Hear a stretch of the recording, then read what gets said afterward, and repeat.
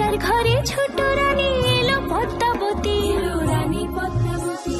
রাজার আরো 6টি রানীর ছিল না সন্তান, পদ্মাবতীর কোলালোতে মিলল সমাধান। বছর যেতে জন্ম নিল 7 ছেলে 1 মেয়ে, হয় খুশির আকাশ হঠাৎ কালো মেঘে গেল ছেয়ে। হিংসেতে যায় জ্বলে পুড়ে বাকি 6টি রানী, যুক্তি করে ঘটায় ওরা 7 কুমারের হানি। সুযোগ মতো 7 ছেলেকে মাটিতে দেয় পুঁতে, বাঁচে একা পারুল ওরা পায় না তাকে ছুতে।